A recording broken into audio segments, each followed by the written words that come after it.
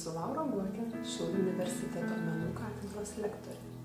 Dėstau eksperimentinės grafikos, vizualiųjų technologijų, šiuolaikinių grafikos formų ir kitus dalykus. Šioje pamokoje jūs glaustai supažindinsiu su netradiciniu meno kūrimo procesu. I heard there was a secret chord David played and it pleased the Lord, but you don't really care for music, do ya? Well, it goes like this, the fourth, the fifth, the minor fall, the major. 5 metus kuriu meninės instaliacijas, kurios yra eksponuojamos visiškoje tamsoje. Pastarųjų metų vaizdo kūriniams, grafikos darbams ir piešiniams naudoju tamsoje švytinčius dažus ir kitas neįprastas medžiagas bei procesus.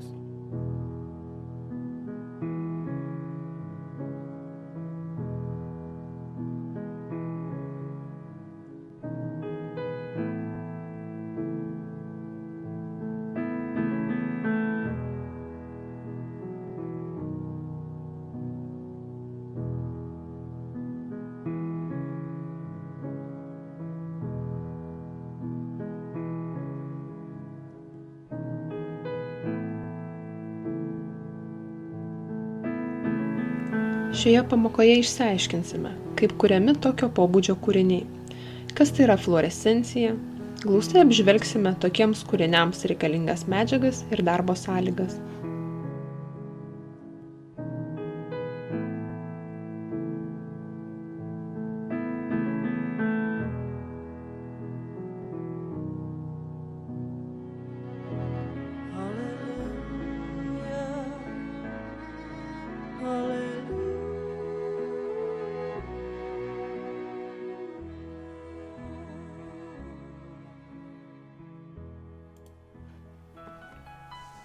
Fluorescencija tai reiškinys būdingas kai kurioms medžiagoms.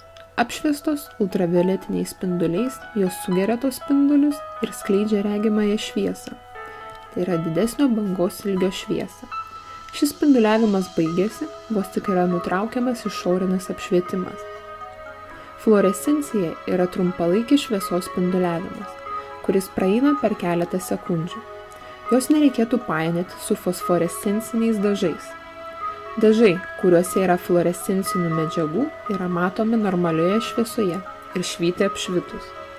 Fluorescencijos terminas kilo iš mineralo fluorito pavadinimo, kadangi jame pirmiausiai buvo pastebėtas fluorescencijos reiškinys.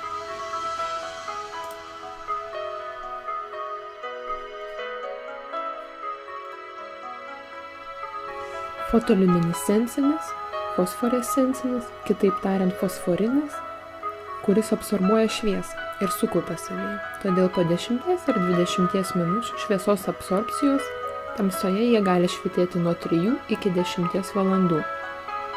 Kaupia bet kokią šviesą.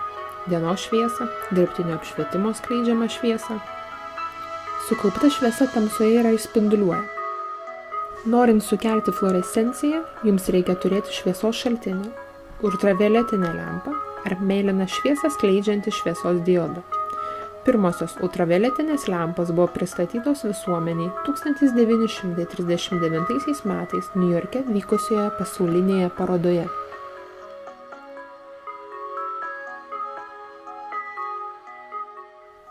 Susipažinkime su medžiagomis, kurias naudosime šios dienos pamokoje.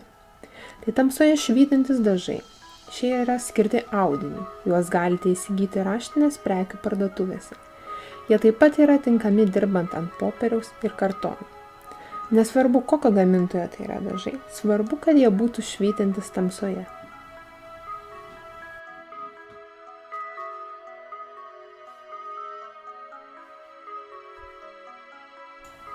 Taip pat galite įsigyti tamsoje švytinčių žymeklių ir rašiklių.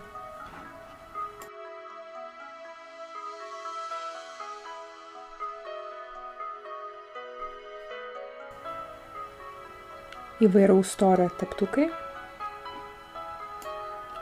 balti ultravioletinėje šviesoje švytintis dažai. Šie yra tinkami darbams ant pačių įvairiausių paviršių.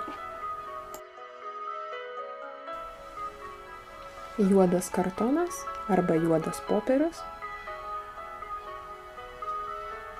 juoda medžiaga, ant kurios piešite ar tapysite,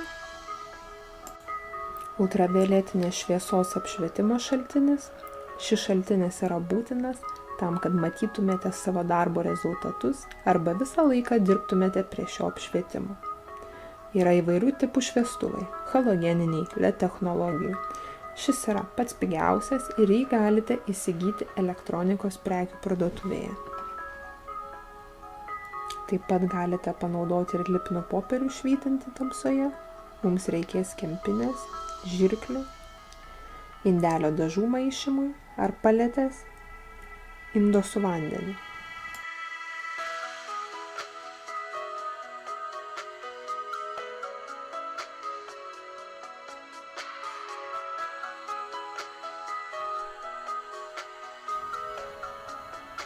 Jūs galite matyti savo dažus, įjungę ultravioletinės šviesos šaltinį, jie švyti itin ryškiai.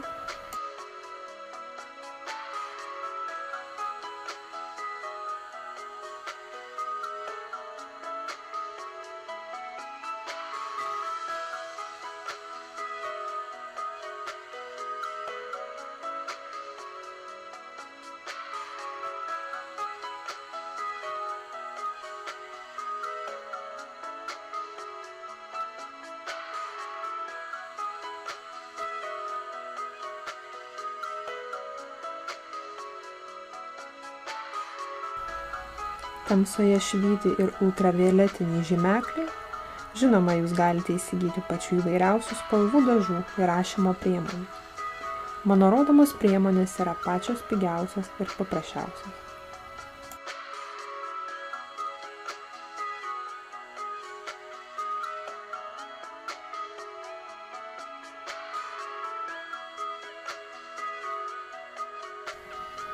Čia galite matyti, kaip švyti balti dažai.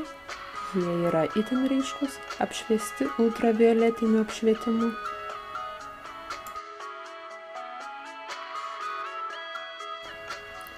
Taip pat jūs galite įsitikinti, ar jūsų pasirinktas juodas popierius, kartonas ar medžiaga yra iš tiesų visiškai juodi.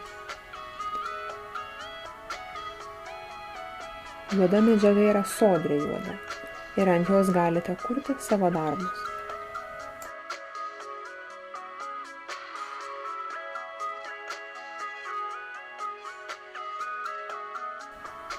Čia matote vieną iš pačių paprasčiausių ultravioletinės šviesos šaltinių. Jo jums pakaks pradedant kurti pačius pirmuosius tokio pobūdžio darbus.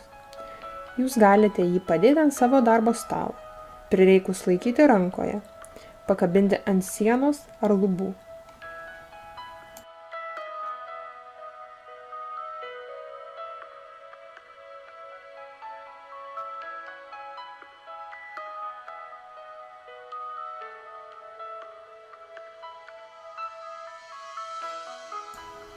Dirbant dieną yra itin svarbu užtamsinti darbo kambarį. Jeigu neturite šviesą nepraleidžiančių užuolaidų ar žaliuzių, galite panaudoti juodą audinį ir su lipnia popierinė juosta jį pritvirtinti prie lango rėmų. Baigę darbus, popierinę juostą lengvai pašalinsite. Pradėsime kurti abstrakčius darbus, todėl nenaudosime išankstinių eskizų. Dabar mums reikės pasiruošti norimo dydžio popieriaus ar audinio lakštą. Pradedant, patarčiau naudoti mažesnius formatus. Vėliau galėsite kurti ir didesnio formato darbus. Aš atsikerpu juodo audinio gabalėlį. Jį, panaudodami popieriaus spaustukus, galite pritvirtinti prie bet kokio pagrindo. Tai padaryti galite ir su lipnia ar dvipuse lipnia juosta. Galite medžiagą prieš pradedami darbą išlyginti su lygintuvu. Taip pat galite pasiruošti keletą ar keliolika medžiagos gabalėlių bandymams.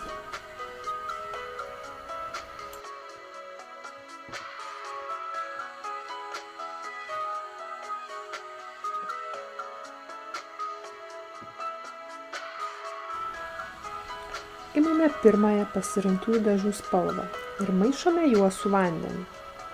Šie dažai yra skiedžiami vandeniu, todėl lengvai galite keisti dažo permatomumą. Žinoma, teptuko storį pasirenkate pagal savo darbo formatą ir piešinio detalumą. Kempinę galite sumažinti iki jums tinkamo dydžio.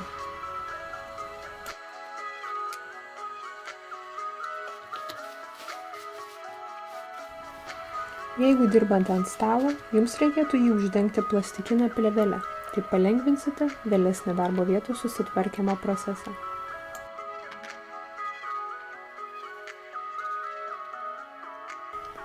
Didesnio fono uždengimui panaudosime kempinėlę.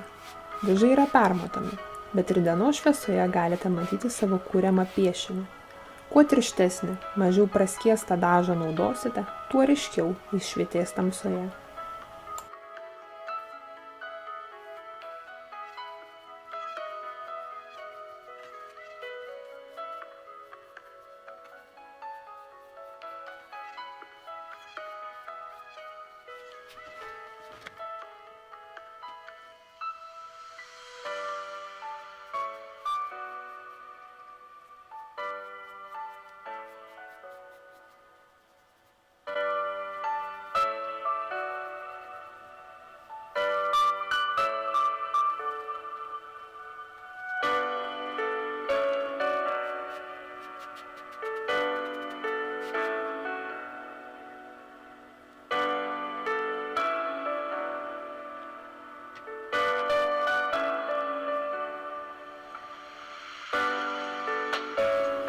Jeigu turite tik vienos spalvos dažus, tai nėra problema.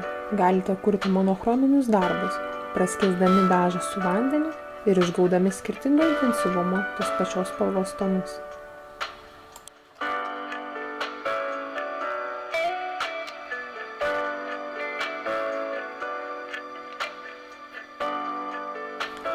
Nepamirškite panaudoti skirtingo storio teptukus. Taip iš karto išgausite skirtingo storio potėpius.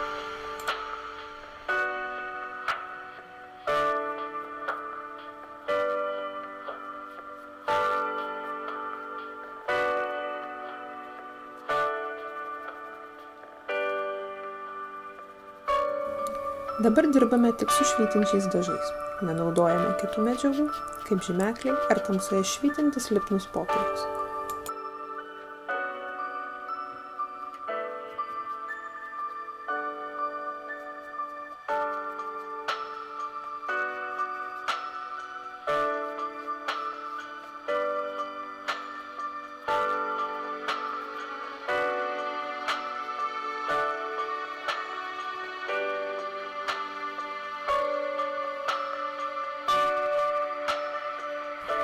Žinoma, turimas spalvas galite maišyti tarpusavyje, kad išgautumėte didesnį spalvų spektrą.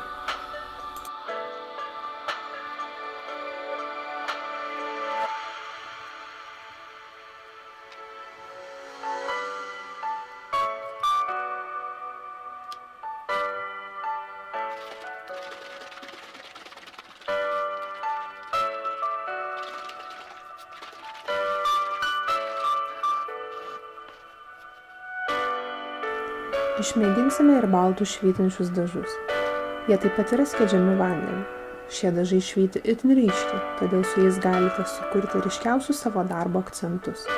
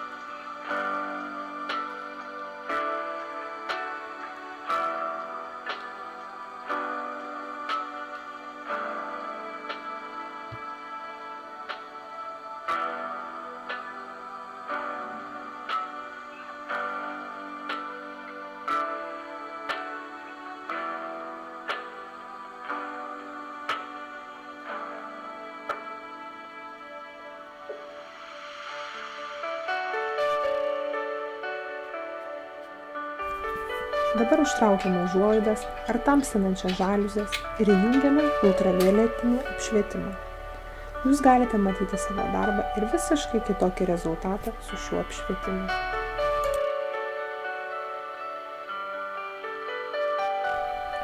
Kuo arčiau yra apšvietimo šaltinis, tuo jūsų darbas švyti ryškiau.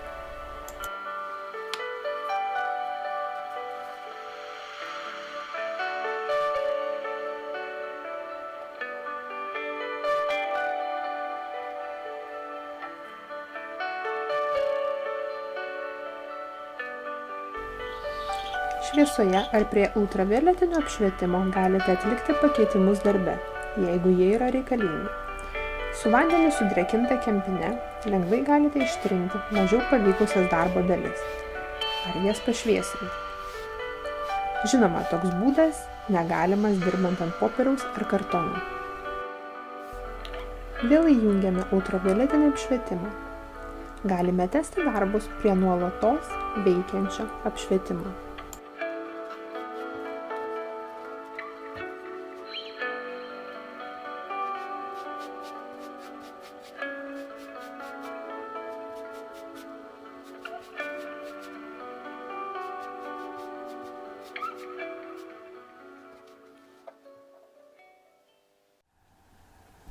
Sunaikinta visata – tai mano pirmoji instaliacija, kur darbų sukūrimui panaudojau tamsoje švytinčius dažus. Instaliacijoje remiuosi Armando Šulteso istorija. Jis, atsiskyręs nuo civilizacijos, sukūrė vieną iš labiausiai stulbinančių psichotopijų 20-ajame amžiuje. Miškuose netoli Aurezi gyvenvietė Šveicarijoje.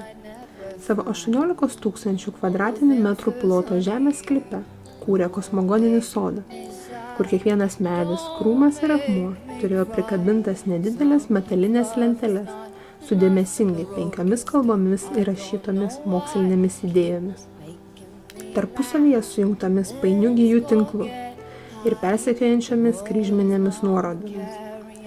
Šultesas sujungia kartu visas įmanomas žmogaus egzistencijos ir mokslinių disciplinų sritis, nuo meno, muzikos, poezijos iki psichoanalizės ir parapsichologijos, kosmobiologijos ir kibernetikos. 1972 m. rugsėjį įvyksta nelaimingas atsitikimas. Po nelaimingo kritimo Šultesas randamas negyvas. Pirmaisiais metais po jo mirties jo sukaupta patirtis ir žinios išardamos, išmontuojamos ir sunaikinamos. Viskas sudeginama jo giminaičių.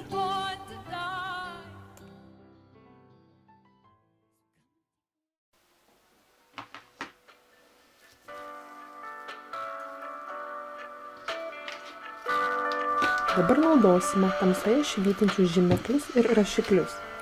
Pirmiausiai galite išbandyti, kaip jie švyti tamsoje. Šie žymekliai yra tinkami kurti piešiniams ant juodo audinio. Jų pagalba galite kurti abstrakčius ar itin detalius piešinius. Naudodami įvairiaus storo žymeklius galite sukurti kaligrafines kompozicijas ir daugelį kitų darbų.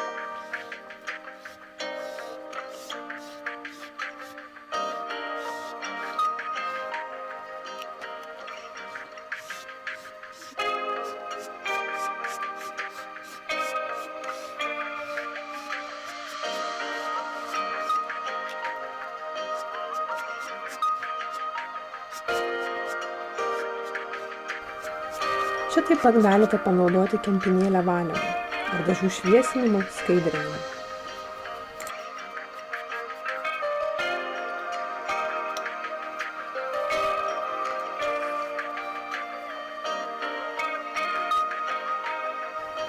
Darbą apšvietus ultravioletinę lempą rezultatas itin skiriasi. Piešinys tampa erdviškesnis, įdomios tos vietos, kur yra panaudota kempinė. Ten galite matyti pradinį piešinį.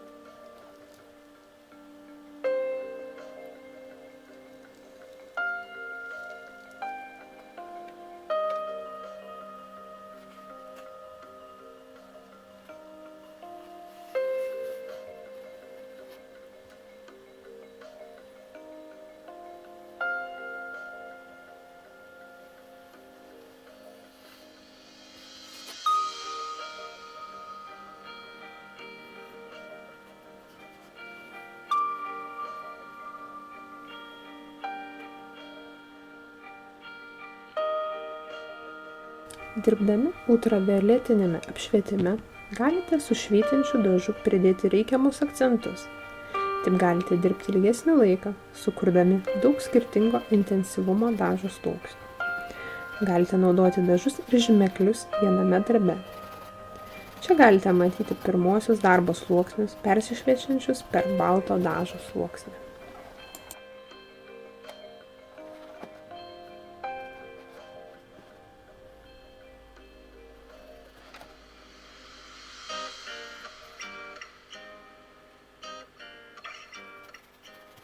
Žinoma, ilgą laiką kurti yra įdomiau ultravioletiniame apšvietime.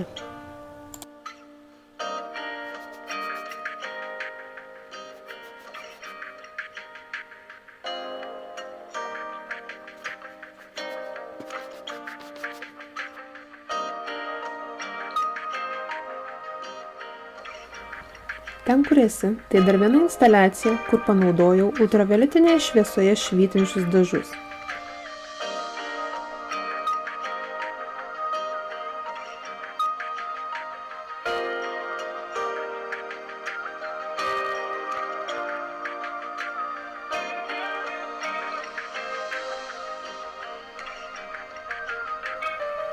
Savo darbuose naudoju fluorescencijos procesus, nes jie tos nematomos energijos išraiška, kurią kiekvieną akimirką siunčiame mylimiesiems ir artimiausiams, kitiems žmonėms ir visams pasauliui.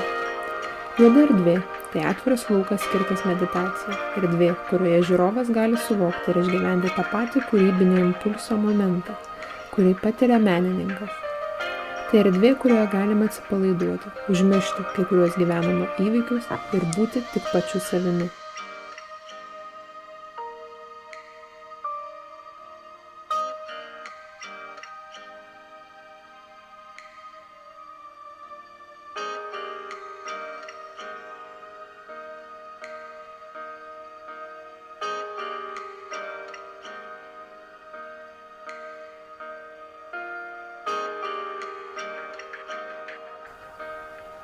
Instaliaciją sudarė kelios dalys – piešiniai, vaizdo kūrinys, kurio filmavimo procesas vyko taip pat tamsoje, naudojant švytinčius dažus, ir programuojamas šviesos objektas.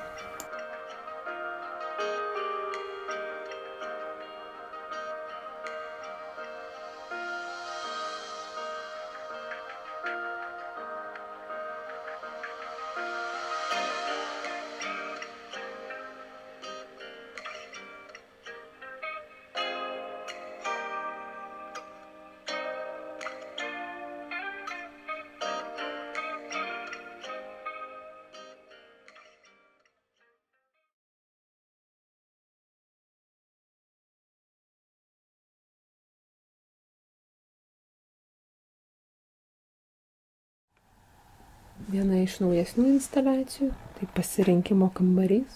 Pasirinkimo kambaryje kuriamos daugiaplanės asociacijos tarp netolimoje kaimyninėje šalyje vis dar besitęsiančių skaudžių ir įžūlių įvykių, svarbių dabartiniai Lietuvai ir Lietuvos nepriklausomybės istorijai, personalijų gestų ir iškilių asmenybių bei įvykių, be kurių indėlio neįsivaizduotume šių laikų pasaulio. Šviesa ir tamsa, aušra ir sutemos, nusikaltimas ir bausmė, žiaurumas ir užuojauta. Visą tai rasite pasirinkimo kambaryje.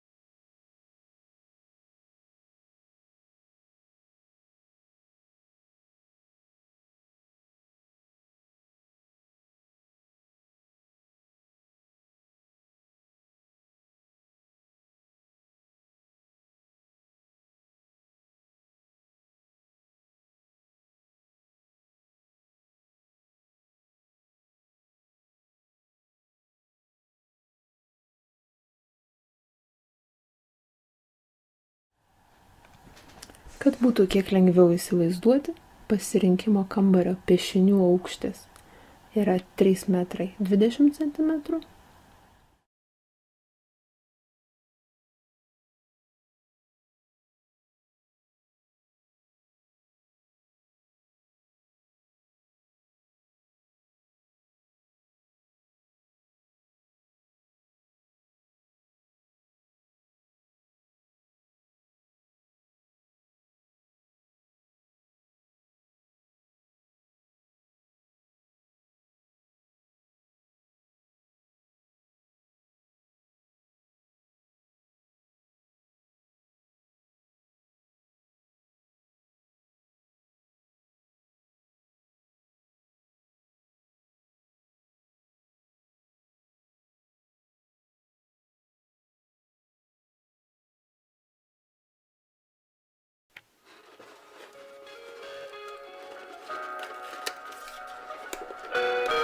Švytintis lipnus popierius itin gerai limpa, geriau naudoti ant audinio.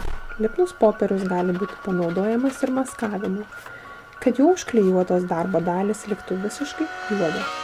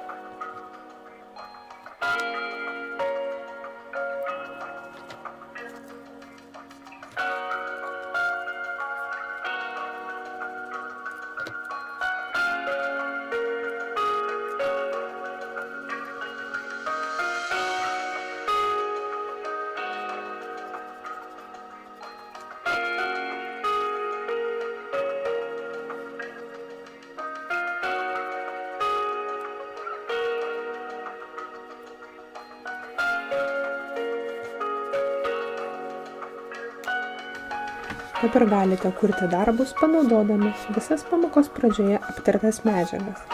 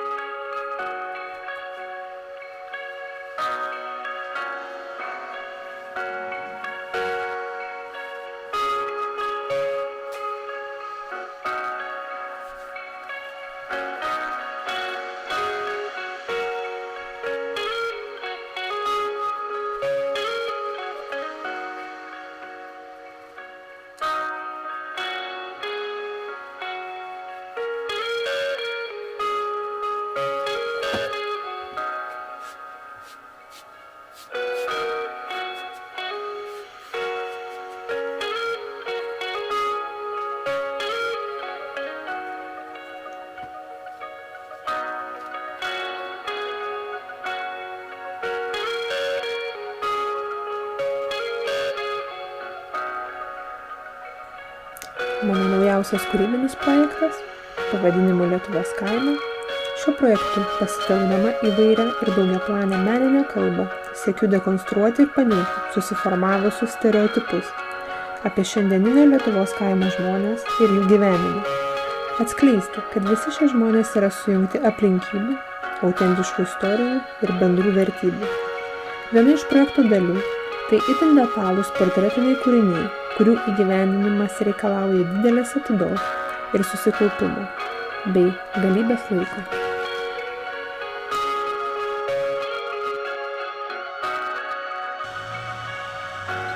Vėl pradedame naują darbą, galite naudoti itin nedidelius audinio gabalėlius.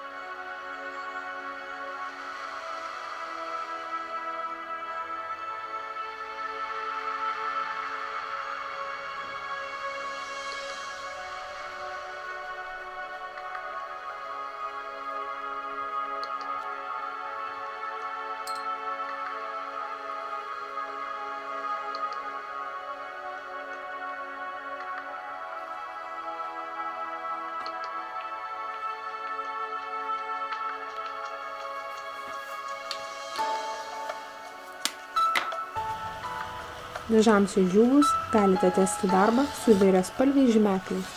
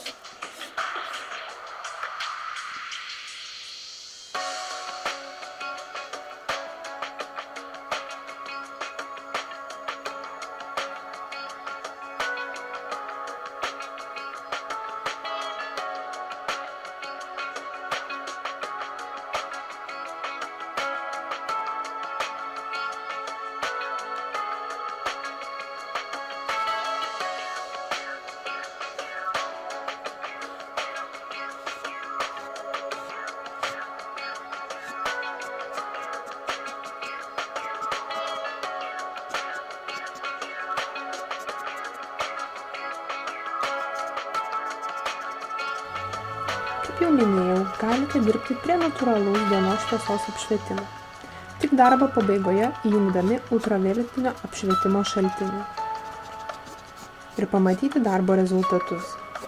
Arba visą laiką darbuotis ultravioletinėje šviesoje ir atlikti darbo korekcijas.